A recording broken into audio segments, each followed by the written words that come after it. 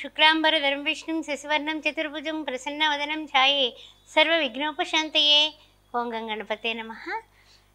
1/6/2025 mass ఫలాలు కార్యక్రమానికి స్వాగతం. 36/2025 వరకు ఈ ద్వాదశ రాశుల వరకు ఏ విధంగా ఉండబోతుందనే విషయాన్ని మనం తెలుసుకుందాం. మరి ముఖ్యంగా గ్రహముల యొక్క సంచారం ఎలా ఉంది అనే విషయాన్ని ఒక్కసారి పరిశీలిద్దాం. మరి చూస్తున్నట్లయితే 7వ తారీఖున కుజుడు సింహరాశిలోకి రాబోతున్నాడు. అదేవిధంగా 7వ తారీఖున బుధుడు చూస్తేనేమో మిథునంలోకి ప్రవేశిస్తాడు.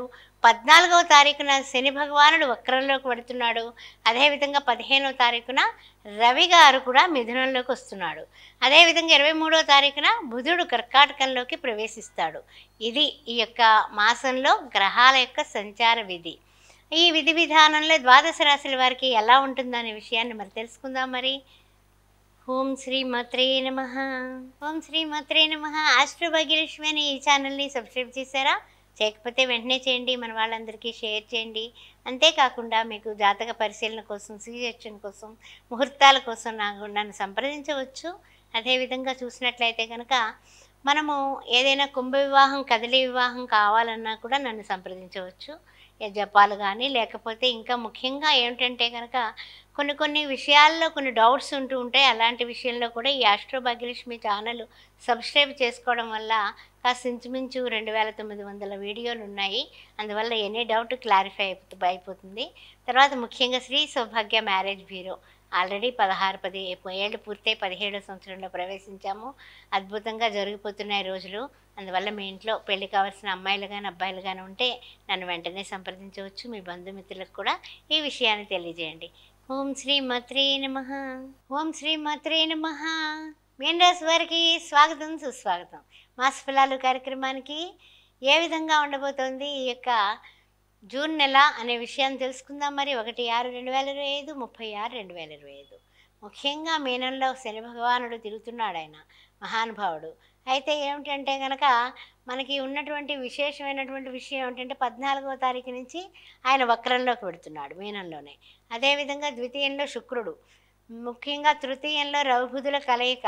రవి 14వ తారీఖు దాటిన తర్వాత ఆయన అర్ధాష్టమ రవిదోషం కూడా మన మీనరాశి వారికి వచ్చే యోగం పడుతుంది. కాబట్టి మొట్టమొదటి సూర్య నమస్కారాలు మొదలుపెట్టడం మంచిది.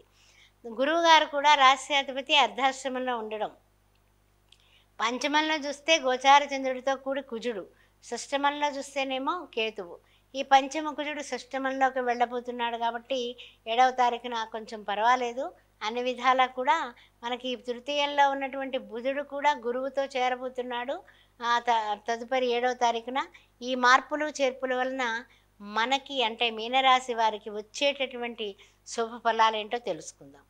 ముఖ్యంగా గ్రహ సంచారం అనుకున్నంత అనుకూలత లేకపోయినా కూడా విద్యార్థులారా మీరు పట్టుదలతో ముందుకు వెళ్ళి చేయాల్సిన కోర్సులు చేసుకొని తప్పనిసరిగా విదేశీయాన ప్రయత్నాలను కూడా ముమ్మరం చేస్తే నెలాఖరికి ఒక మంచి వార్త వినేటటువంటి, మీరు కోరుకున్న కళాశాలలో సీట్లు దొరకడం లాంటి మంచి వార్త తప్పనిసరిగా మీరు అదనంగా చేసే కోర్సుల వలన కూడా మీకు మంచి ప్రయోజనాలు పొందేటటువంటి విషయం ఉంటుంది. అందువల్ల విద్యార్థులారా బీ కేర్ఫుల్.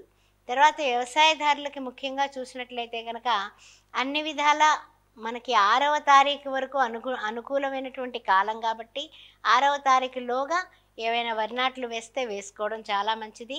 పనిముట్లు దగ్గర కొంచెం జాగ్రత్తగా ఉండండి. ఎందుకంటే ఇంజరీలు జరిగేటటువంటి ప్రమాదం ఉంటుంది. కాబట్టి కాస్త జాగ్రత్తగా ఉండండి. యంత్రముల దగ్గర పనిచేసే కార్మిక సోదరులారా మీరు కూడా కొంచెం జాగ్రత్త.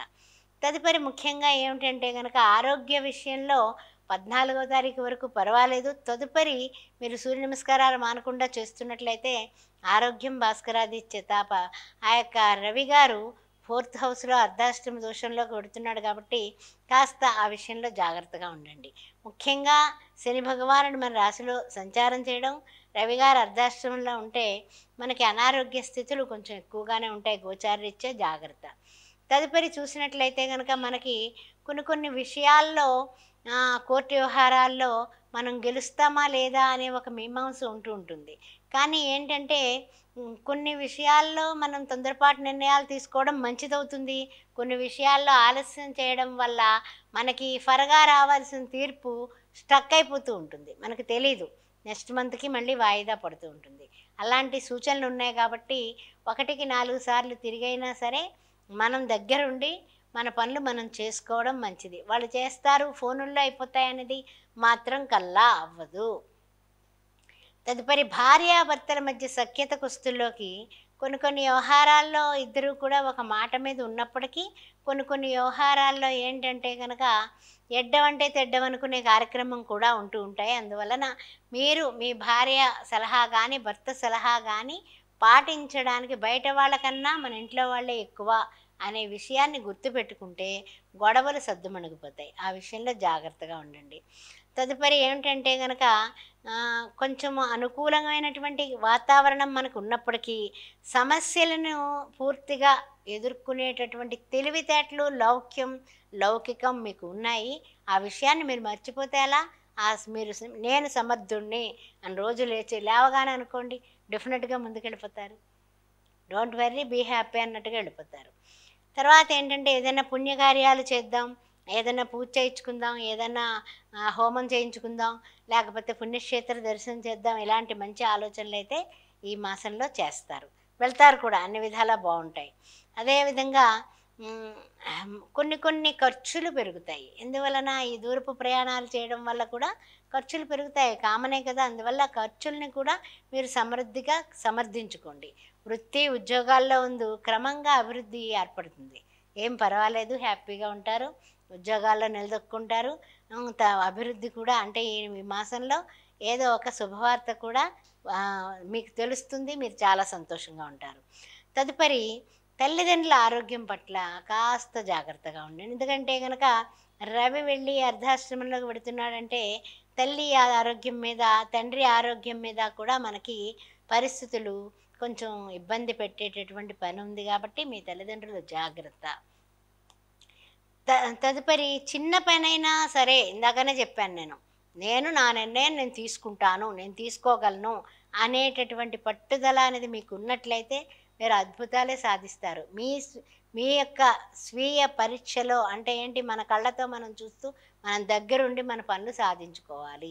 అంతేగాని రేపు చేస్తా, ఎల్లుండి చేస్తా, శని భగవానుడు చూస్తే రాశిలో కూర్చున్నాడు, అందుకని రేపు ఎల్లుండి అని వాయిదా పద్ధతులు ఏమీ చేయకండి. అందువలన ఈ విధంగా ఉన్నట్లయితే మీరు ఏ రంగంలో ఉన్నప్పటికీ కూడా విజయం సాధించగలుగుతారు. అందువలన ఈ జాగ్రత్తలు తీసుకుంటూ మీరు చేయాల్సినటువంటి విషయం ఏమిటంటే కనుక ఒకటే, శ్రీ వెంకటేశ్వర శ్రుతిజనాపాల కావవే మమ్మిప్పుడు కలిఖ్యావతార్ అన్న వెంకటేశ్వర స్వామికి ప్రతి శనివారం కూడా అఖండ దీపం వెలిగించడం. అదేవిధంగా అంటే ఈవేళ తెల్లవారు 8 గంటలకు వెలిగించామో నెక్స్ట్ డే తెల్లవారే వరకు ఉండడం. ఆ తదుపరి ఏమిటంటే కనుక ఆయనకి చాలా ఇష్టం కాబట్టి పేదవాళ్ళకి ఒక గొడుగు కానీ, ఆ తర్వాత కర్ర కానీ, లేకపోతే చెప్పులు కానీ దానం చేయడం, వస్త్రదానం చేయడం, భోజనం దానం చేయడం. ఏలినాడు శని కూడా నడుస్తుంది. అందువలన మీరు ఇవన్నీ చేస్తూ శని భగవానుడికి నీలం రంగు వస్త్రం, ఆ తర్వాత తదుపరి నల్ల నువ్వులతో అభిషేకం, ఆ నువ్వుల నూనెతో అభిషేకం, నల్ల ఒత్తితో నువ్వుల నూనెతో దీపం పెట్టడం, ఇలాంటివన్నీ చేయడం వల్ల మీకు అన్ని విధాలా కూడా కలిసి వస్తుంది. ఈ అద్భుతాలే జరుగుతాయి.